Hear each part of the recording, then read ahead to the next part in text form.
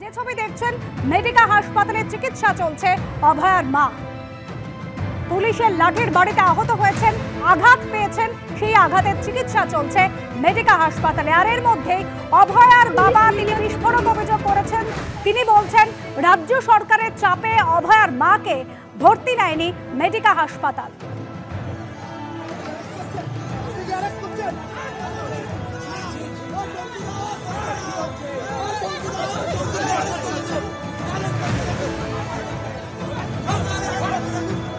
প্রথমে নবান্ন অভিযান, তারপরে অভয়া মঞ্চের ডাকে ছিল কালীঘাট চলো অভিযান।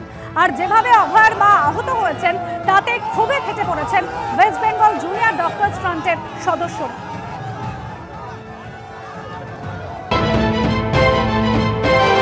যে জিনিসটা হয়েছে, যে জিনিসটা পুলিশ করলো, এর জবাব কিন্তু পুলিশ মন্ত্রীকে দিতে হবে, এর ফল কিন্তু ভুগতে হবে। আজকে বাবা মাকে একটা মেয়ের ন্যায় বিচার চাইতে গিয়ে একজন বাবা মা রাস্তায় নামলেন, তাদের গায়ে এইভাবে হাত উঠলো, এই জিনিসটা কিন্তু বাংলার মানুষ সহজভাবে নেবে না। অভয়ার মা বাবার গায়ে আঘাত মানে আমাদের পরিবারের গায়ে আঘাত, উদ্দেশ্য প্রণোদিত।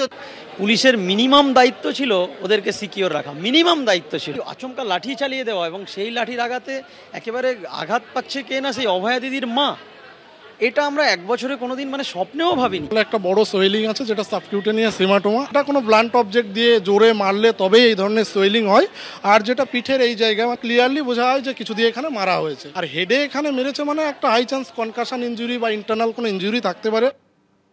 নবান্ন অভিযানে আহত হয়েছেন অভয়ার মা, ভর্তি রয়েছেন মেডিকা হাসপাতালে। আর গতকাল রাতেই অভয়ার মাকে দেখতে গেলেন তামান্না খাতুনের মা, যিনি কালীগঞ্জে নিহত তামান্না খাতুনের মা বাবা গতকালই কালীঘাট চলো অভিযানে সামিল হয়েছিলেন। তিনি বলছেন বিচারের দাবিতে লড়াই চলবে। হাসপাতালে গিয়ে অভয়ার মাকে বলে এলেন তামান্নার মা।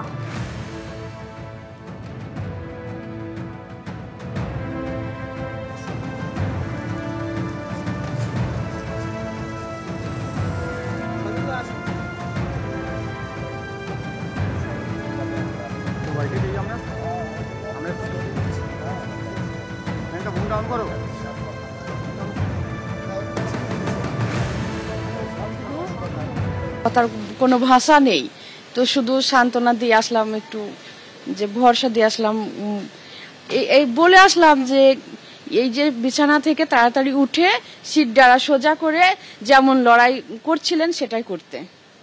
আর আজকে মেরে যে বিছানায় শুয়ে দিয়েছে ভয়ে আর উঠবে না, এটা না করে আবার বিছানা থেকে ওষুধ খেয়ে খাবার খেয়ে সুস্থ হয়ে সিট ডাড়া সোজা করে উঠে আবার আন্দোলন করতে, রাস্তায় রাস্তায় হাঁটতে। হয়তো জীবন চলে যাবে, মেয়েরা চলে যায়, মায়েরা থেকে কি করবে, তো চলে যাবে, তবু যেন বিচারের শেষ দিন পর্যন্ত লড়ে যেতে হবে।